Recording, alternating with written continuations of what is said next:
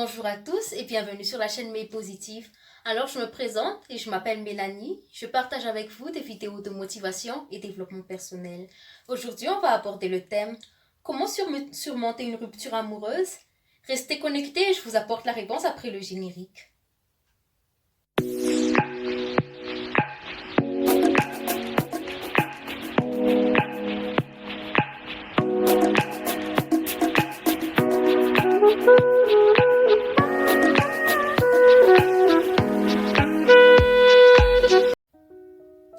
En effet, lorsqu'on s'est projeté à long terme avec quelqu'un et que cette relation touche à sa fin, on a l'impression que notre monde s'écroule et cela est vraiment douloureux. Mais pourtant, c'est ainsi qu'est la vie. Il y a des personnes qui sont destinées à faire un bout de chemin avec nous, tandis que d'autres sont là pour rester dans nos vies et continuer avec nous jusqu'à destination. Alors, je vais aborder avec vous quelques clés qui vont vous permettre de surmonter cette rupture et d'aller de l'avant. La première clé, la première étape, c'est d'accepter la situation. En fait, ne soyez pas dans le déni et ne vous faites pas des illusions.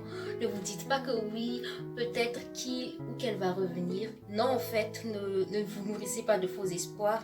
Acceptez la situation. Il est vrai que ça fait mal au début, mais ça vous aidera à aller bien mieux plus tard, croyez-moi. La deuxième clé, deuxième étape, c'est d'accepter vos émotions. N'essayez pas de vous cacher, de faire semblant. Oui, je suis une personne forte et de toute façon, même si c'est fini, je m'en fous.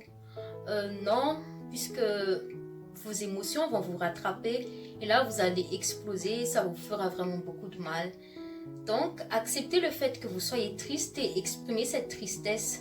Si par exemple, vous ressentez le besoin de pleurer pour exprimer votre tristesse, enfermez-vous 2-3 jours chez vous et pleurez au fait et videz-vous de toutes ces émotions négatives. Le premier pas pour guérir, c'est d'accepter qu'on est malade. Donc, c'est pour cela que c'est important d'accepter vos émotions. Troisième étape, c'est le fait de couper les ponts, de changer vos habitudes. Oui, en fait, le cerveau humain fonctionne par habitude. Quand vous étiez en couple, vous avez toujours eu l'habitude d'écrire à cette personne pour parler de tout et n'importe quoi et de la voir très souvent. Donc, il faut que vous fassiez capter à votre cerveau que cette personne ne fait plus partie de votre vie. Et c'est là qu'il faut casser vos habitudes. Évitez d'écrire à cette personne pour rien, en fait, pour juste lui demander « Oui, comment tu vas? Comment était ta journée ?» Et évitez aussi les services rendus puisque cela fera en sorte que vous vous voyez trop souvent et à la fin vous serez confus ou confuse et vous ne saurez pas trop où vous en êtes. Notre but, c'est d'aller de l'avant, pas de tourner en rond. Donc c'est pour ça qu'il est très important, couper les ponts. Ensuite, la quatrième étape, qui est aussi reliée à la troisième, c'est éviter d'espionner cette personne sur les réseaux sociaux. Franchement, cette personne ne fait plus partie de votre vie et cela ne vous regarde pas ce qu'elle fait de ses journées ou avec qui elle est. C'est vraiment vous faire beaucoup de mal. À ce moment-là, il est vraiment important de vous recentrer sur vous. Et c'est là qu'on passe à la cinquième étape, c'est de voir le côté positif de la situation, du fait que vous soyez célibataire. En effet, quand vous étiez en couple, vous vous êtes investi, que ce soit au niveau du temps ou de l'énergie. Imaginez, vous avez tout cela maintenant juste pour vous.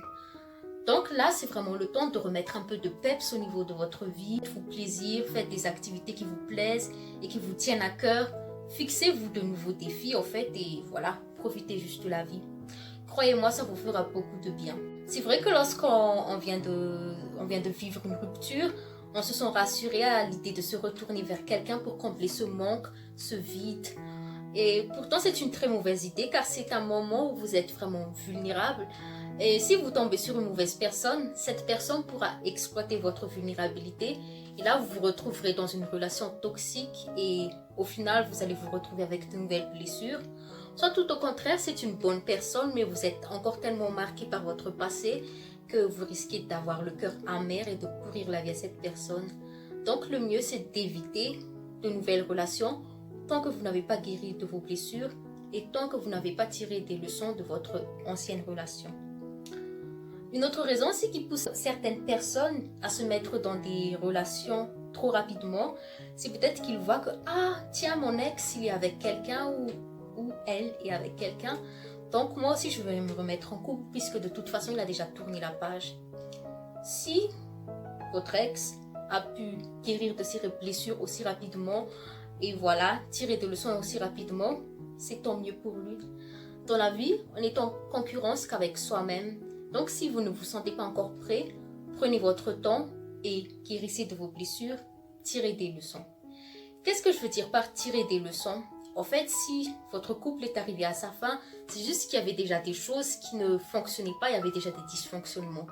Donc là, par exemple, vous pourrez déjà concrètement faire un tableau où à gauche, vous mettrez les dysfonctionnements et à droite, vous mettrez comment vous aurez aimé que les choses soient. Ce n'est pas dans le but de rectifier le cours de l'histoire, c'est juste pour que vous puissiez aussi visualiser comment vous aimeriez que votre prochaine relation soit.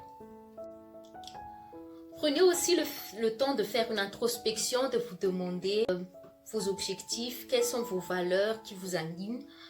Et ensuite, posez-vous la question, quel genre de personne vous pourrez compléter? Et bien sûr, vice-versa, quel genre de personne pourrait vous compléter? C'est très important de faire une introspection et de se poser toutes ces questions.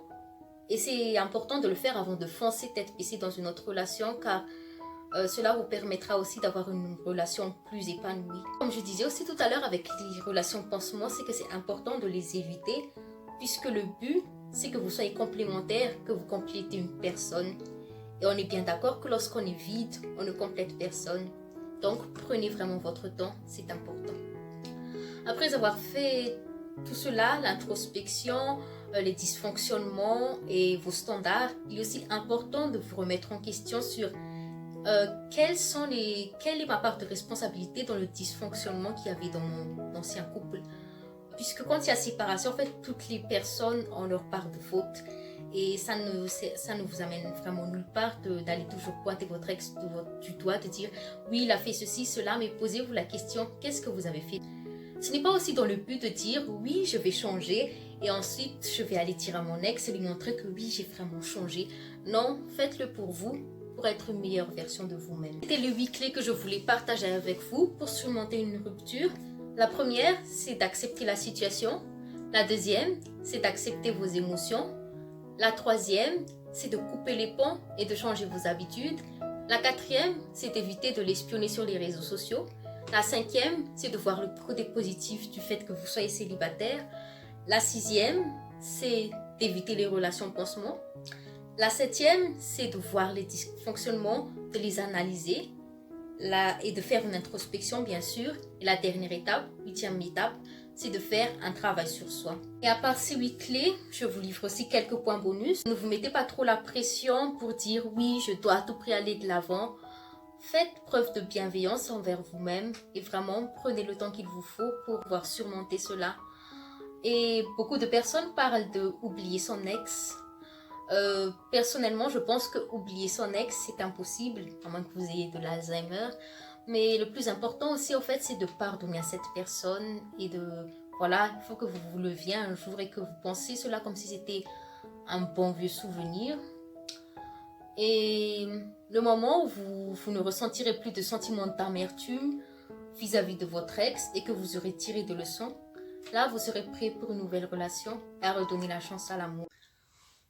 Donc, c'est ce que je voulais partager avec vous aujourd'hui. Si vous vous êtes retrouvé dans ce genre de situation, n'hésitez pas à mettre en commentaire qu'est-ce qui vous a aidé à aller de l'avant. Et si vous avez un ou une amie qui se retrouve dans ce genre de situation, n'hésitez pas à lui partager la vidéo pour lui remonter le moral. Et pour plus de contenu, n'hésitez pas à vous abonner aux pages Facebook et Instagram Mais Positif. Je vous mets les liens en barre d'infos. Et donc, on se voit mercredi prochain pour une autre vidéo. La vidéo traitera du thème « Dans la vie, on est en concurrence qu'avec soi-même ». Donc, prenez soin de vous et on se voit mercredi. Ciao, ciao!